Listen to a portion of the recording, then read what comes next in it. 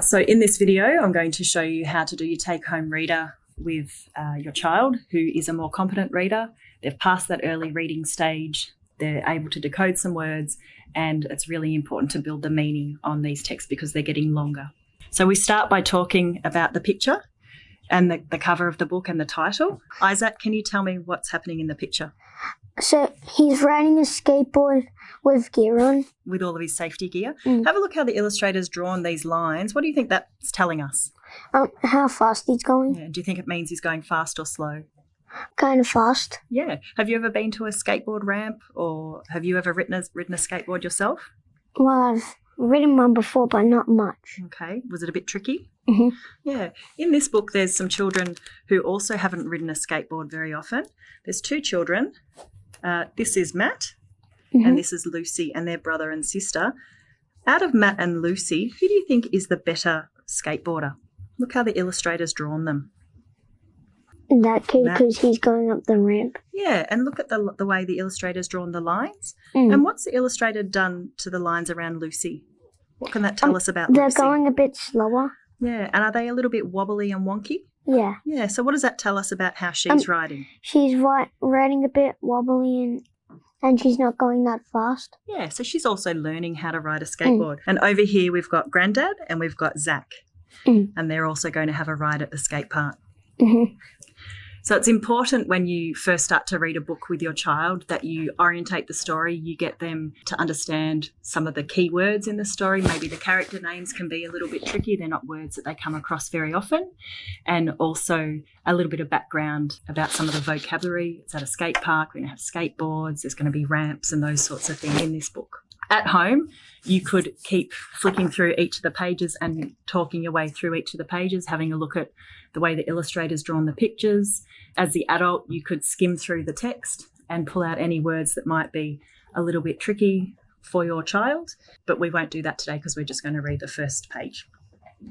So if we flick back here, Isaac, so we've got Grandad, we've got Zach. Can you find the word Zach in the text somewhere? Excellent. And we've got Matt and Lucy. Can you have a little skim through and see if you can find Matt and Lucy? Excellent. All right. Off you go, my friend. Have a little read. Zach and Grandad just arrived at the new skateboard park. Look, said Grandad, Matt and Lucy from next door are here. I'll stop you there. When you see a full stop, what do you do? Take a little break. Excellent. Can I show you what it should sound like? Okay. Zach and Grandad had just arrived at the new skateboard park. Look, said Grandad, Matt and Lucy from next door are here. Can you reread and remember to pause at the full stops? Zach and Grandad just arrived at the new skateboard park. Good checking. Look, said Grandad, Matt and Lucy from next door are here. When your child is reading, if you notice that they're doing something like reading through a full stop or not pausing appropriately, it's always useful to give them a model of what the reading should sound like and then asking them to have another go at it themselves. Keep going. From Matt. Matt is so good at skateboarding, said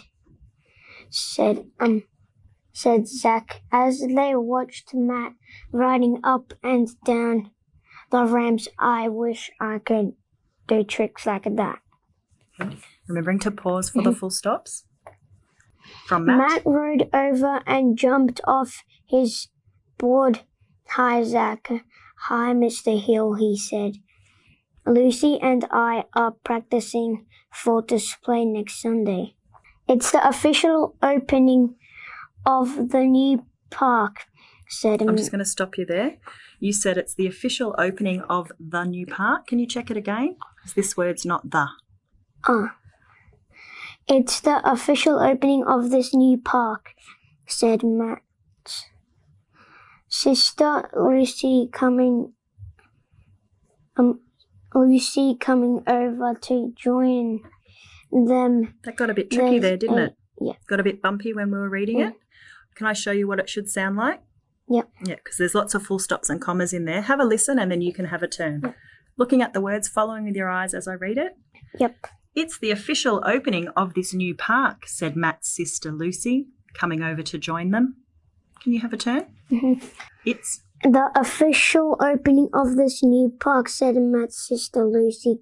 Coming over to join them, there's a... Coming over to join them. Take a breath. Reread from coming over. Said Matt's sister Lucy. Coming over to join them. Good.